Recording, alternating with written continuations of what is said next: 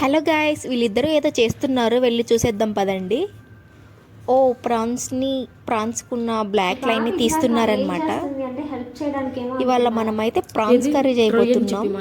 ముందుగా ఇలా తెచ్చిన ప్రాన్స్ని వాటర్లో వేసేసుకొని ఆ బ్లాక్ లైన్ తీసేసుకోవాలన్నమాట. ఈజీగానే అయిపోతుందేమో అనుకున్నాను, కానీ ఈ 1 kg ప్రాన్స్కి 1 అవర్ పట్టింది మాకు తీయడానికి. అది అస్సలు రావట్లేదు చూడండి. సో మేము 1 అవర్, అదే 1 kgకే 1 అవర్ పట్టిందంటే నార్మల్గా బల్క్ ఆర్డర్స్లో లైక్ పికిల్స్ పెట్టేవాళ్ళు, రెస్టారెంట్స్లో వాళ్ళు ఎలా తీస్తారో మరి నాకు అసలు అర్థం కావట్లేదు. మేబీ వాళ్ళు తీయరు అనుకుంటాను. మనం ఇంట్లో తెచ్చుకుంటాం కాబట్టి మనం మంచిగా క్లీన్ చేసేసుకుంటాము. ఈ ప్రాన్స్కి బ్లాక్ లైన్ అనేది పక్కా తీయాలి, ఎందుకంటే అది తిన్న చెత్త అంతా దాని పేగుల్లోనే ఉంటుంది అనమాట. ఆ బ్యాక్ లైన్ పేగు అనమాట. సో మంచిగా క్లీన్ చేసేసుకోవాలి, లేకపోతే మనం చెత్త తిన్నట్టే ఉంటుంది.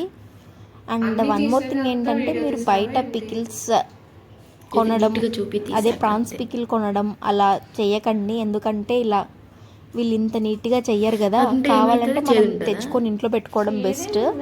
అండ్ రెస్టారెంట్స్లో కూడా prawns curry or biryani avoid చేస్తే బెస్ట్ అనిపిస్తుంది నాకు ఇప్పుడు చూసిన తర్వాత.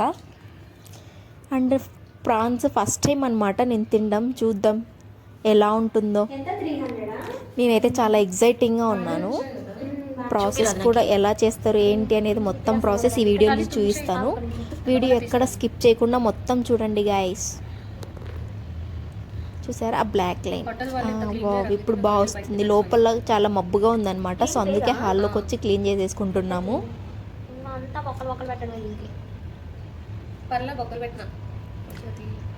నీట్గా తీసేసుకోవాలి. అది చాలా కష్టపడుతున్నారు వీళ్ళిద్దరూ అసలు అది బ్లాక్ లైన్ తీయడానికి. నేను మాత్రం అసలు చేయి కూడా వేయట్లేదు. సుఖపురుషురాలు.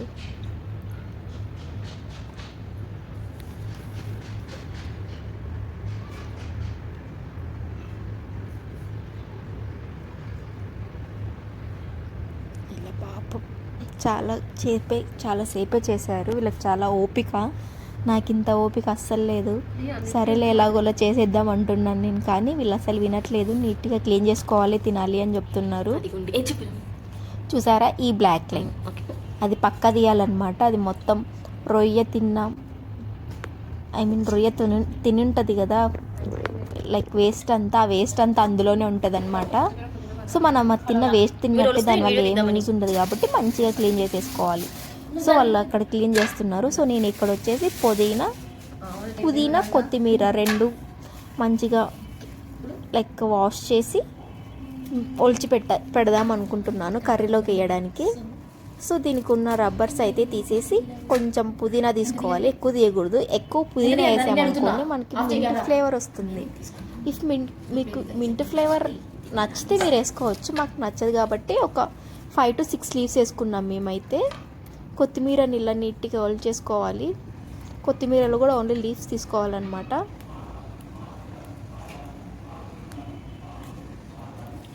ఇలా కొత్తిమీర పుదీనా 2 కొంచెం ఒలిచేసుకుంటూ ఉండాలి.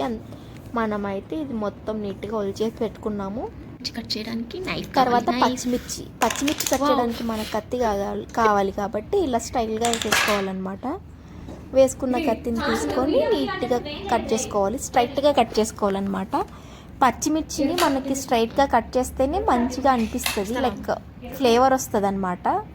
సో పచ్చిమిర్చికి ముందు వెనక ఉన్నది 2 కట్ చేసుకొని ఇలా స్ట్రైట్గా కట్ చేసేసుకోవాలి.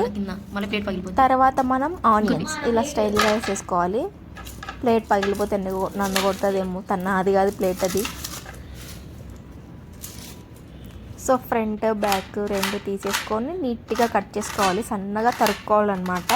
నాకు నైఫ్తో కట్ చేయడం రాదు, తినైతే చాలా బాగా కట్ చేస్తుంది. చూడండి చాలా ఈజీగా కట్ చేస్తుంది తిను. చూసారా ఎంత సన్నగా ఎంత బాగా కట్ చేస్తుందో.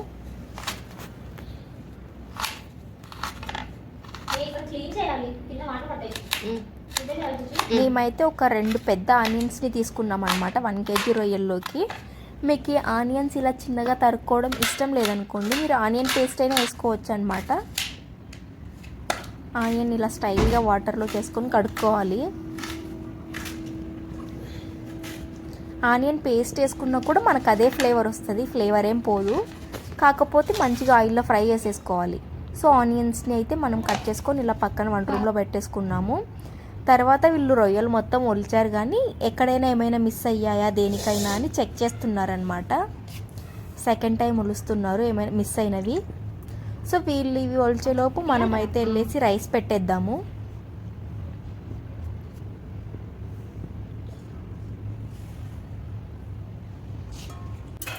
సో ఇలా 1 గ్లాస్ రైస్ వేసేసుకుందాము. రైస్ని మంచిగా వాష్ చేసుకుందాం. తర్వాత వీళ్ళు రొయ్యలు క్లీన్గా వాష్ చేసేసుకున్నారు, మొత్తం తీసేసి ఒక 2 to 3 టైమ్స్ వాష్ చేసేసుకోవాలి. తర్వాత కొంచెం ఉప్పు కొంచెం పసుపు వేసుకొని ఒక 10 to 15 మినిట్స్ మ్యారినేషన్ చేసుకోవాలన్నమాట. తర్వాత మనం రైస్ వాష్ చేసుకున్నాం కదా, సో అన్ని రైస్ కుక్కర్లో అయితే పెట్టేసుకుందాము. తర్వాత ఆన్ చేసేసుకుందాం. రైస్ కుక్కర్లో రైస్ తొందరగా అయిపోతుందండి. అదేంటి స్విచ్ ఆన్ చేసిన ఇది అవ్వట్లేదు అనుకున్నాను, కానీ నేను కెటిల్ది పెట్టాను అనమాట, రైస్ కుక్కర్ స్విచ్ చేయలేదు. సో తర్వాత వేసేసాము. ఇలా పక్కన పెట్టుకున్న ప్రాన్స్ని చూడండి. తర్వాత స్టవ్ ఆన్ చేసేసుకొని కొంచెం ప్యాన్ వేడయ్యాక ఆయిల్ వేసేసుకోవాలి.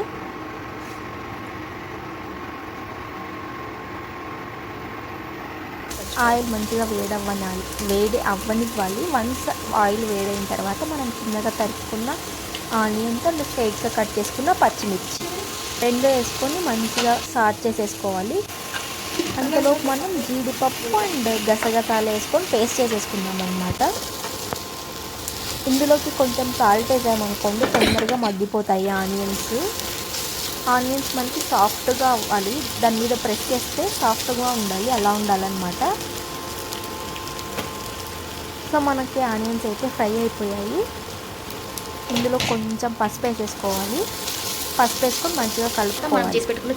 తర్వాత మనం జీడిపప్పు పేస్ట్ చేసుకున్నాం కదా, ఆ పేస్ట్ వేసుకోవాలి. మేమైతే ఒక 10 to 15 జీడిపప్పులు వేసుకున్నాం అనమాట. జీడిపప్పు పేస్ట్ వేసుకుంటే మంచి టేస్ట్ వస్తుంది, ఫ్లేవర్ వస్తుంది అనమాట తిన్నప్పుడు. సో దాన్ని కూడా మంచిగా ఆయిల్లో ఫ్రై చేసేసుకోవాలి పచ్చివాసన పోయేంత వరకు. తర్వాత మనం మ్యారినేట్ చేసుకున్న రొయ్యలు అయితే వేసేసుకోవాలన్నమాట. సో రొయ్యలు మంచిగా కలుపుకోవాలన్నమాట, అంటే నెమ్మదిగా కలుపుకోండి, లేకపోతే అవి విరిగిపోతాయి. ఇలా నెమ్మదిగా కలుపుకుంటూ ఉండాలి. ఒక 5 to 10 మినిట్స్ కలపాలి. సో అప్పుడు మనకి రొయ్యలు బాగా ఫ్రై అవుతాయి అన్నమాట. ఫ్రై అవుతేనే టేస్ట్ వస్తుంది. నాకు ఇప్పుడు చూస్తుంటేనే నోరూరిపోతుంది. కొంచెం సేపు ఇలా సాట్ చేసుకున్న తర్వాత దీని మీద ప్లేట్ పెట్టేసుకోవాలి. ఒక 5 మినిట్స్ అలా పెట్టేసుకొని లోలో పెట్టుకొని ఉడికించుకోవాలన్నమాట. మనం వాటర్ ఏమి వేయకూడదు. సో ఆ రొయ్యల నుండి వాటర్ రిలీజ్ అవుతాయి. ఆ రిలీజ్ అయిన వాటర్తో ఇది మంచిగా ఉడికిపోయిద్ది అనమాట. సో మనం లోలో పెట్టుకొని ఉడికించుకోవాలి. హైలో పెట్టామనుకోండి వాటర్ వెళ్ళిపోతాయి, రొయ్య ఏమో ఉడకదు. సో అందుకని స్లోలో పెట్టుకొని ఉడికించుకుంటే మెత్తగా ఉడికిపోతాయి అన్నమాట రొయ్యలు. అప్పుడప్పుడు ఇలా మూత తీసి కలుపుకుంటూ ఉండాలి. మేబీ మాడిపోవచ్చు మధ్యలో మనం ఎక్కువ హై ఫ్లేమ్ పెడితే. చూసారా మనకి రొయ్యల్లో నుండి రిలీజ్ అయిన వాటర్ మొత్తం అయిపోయాయి, అంటే లెక్క రొయ్యలు ఉడికిపోయాయి అన్నమాట దీంతోనే. సో ఇందులోకి మనం కొంచెం కారం పొడి వేసుకోవాలి. ఒక స్పూన్ వేసుకుందాం.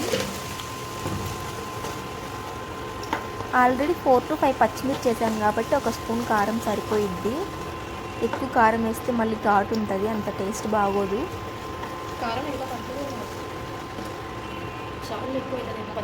ఇలా మంచిగా కారం అన్ని ప్రాన్స్కి పట్టేలా అనుకోవాలి. సో వన్స్ ఈ ప్రాన్స్ మంచిగా ఫ్రై చేసేసుకున్న తర్వాత ఇందులో కొంచెం ధనియాల పొడి వేసుకోవాలి. ఇంకొంచెం కారం వేసుకున్నాం, ఎందుకంటే కారం సరిపోదేమో అనిపించింది మాకు, అందుకే ఇంకొంచెం కారం వేసుకున్నాం. తర్వాత కొంచెం ధనియాల పొడి వేసేసుకోవాలి. ధనియాల పొడి వేసుకొని మంచిగా సాట్ చేసుకోవాలి. తర్వాత కొంచెం గరం మసాలా వేసుకోవాలన్నమాట. గరం మసాలా కొంచెమే వేసుకోండి, ఎందుకంటే ఎక్కువ వేస్తే ఘాటు వస్తుంది. సో ఇలా కొంచెం గరం మసాలా వేసుకొని మంచిగా సాట్ చేసేసుకోవాలి. తర్వాత మన దగ్గర ఏమైనా మసాలాలు ఉన్నా వేసుకోవచ్చు, like chicken masala, mutton masala అలా. మాతో చికెన్ మసాలా ఉంది కాబట్టి కొంచెం చికెన్ మసాలా వేసేసి ఫ్రై చేసేసుకున్నాము. మళ్ళీ ఇలా మంచిగా మసాలా మొత్తం ప్రాన్స్కి పట్టాక ఇందులో కొంచెం వాటర్ పోసేసుకోవాలి. మనకి రైస్లో కలుపుకోవడానికి కావాలి కాబట్టి కొంచెం వాటర్ వేసుకోవాలన్నమాట.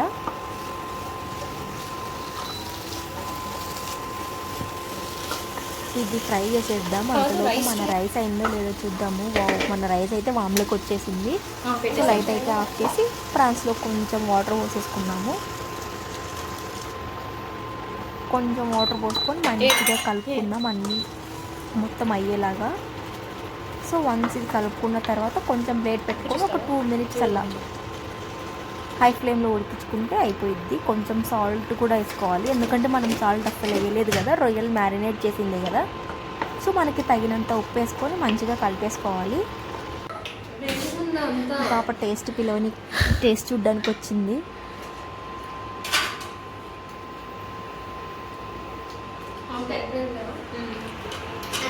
సో ఇలా కొత్తిమీర, పుదీనా వేసేసుకొని గార్నిష్ చేసుకొని దింపుకుంటే అంతే.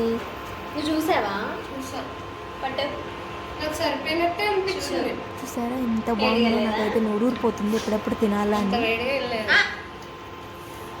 ఫస్ట్ టైం కదా, కుతూహలం ఆపుకోలేదు అనమాట.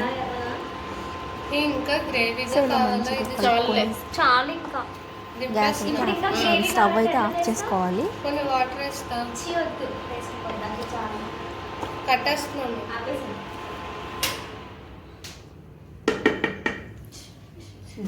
మన రొయ్యల కర్రీ రెడీ. వేడి రైస్, వేడి వేడి రైస్, వేడి వేడి రొయ్యల కర్రీ. వాటర్ ఉంది. ఎప్పుడు ఆపేసావు పూజీ? ఇట్లా వేడి వేడి రైస్లోకి వేడి వేడి కర్రీ తింటే, ఈ కర్రీ కాకుండా వేడి వేడి కర్రీ వేసుకో, రైస్లోకి నెయ్యి వేసుకొని కొంచెం అల్లం కొంచెం ఏదైనా కర్రీయా. సో మనం చేసుకున్న రొయ్యల కర్రీ వేసుకొని మంచిగా తినాలన్నమాట. చూద్దాం టేస్ట్ ఎలా ఉందో ఇప్పుడు. ఆ పాప టేస్ట్ చేసి చెప్తుంది. ఓహో, అది తీసేటప్పటిగా పాపం వేడిగా ఉంది కదా, ఊపుకుంటుంది. రెండు కాలిపోతున్నాయి. తొందరగా టేస్ట్ చెప్పు. ఎలా ఉందో వీడియోలో బాగుంది చెప్పు.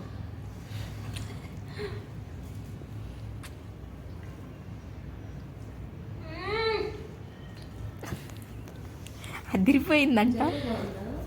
బాగుంది. శివాని తినే కర్రీ చేసింది. అండ్ నేను కూడా తిన్నాం ఫస్ట్ టైం, కానీ నాకు కర్రీ మాత్రం చాలా బాగుంది. వీడియో నచ్చినట్టయితే do like, share and subscribe చేసుకోండి. ఇలాంటి వీడియోస్ మరిన్ని కావాలంటే కామెంట్ చేయండి. ఓకే గైస్, ఉంటాను మరి. Bye bye.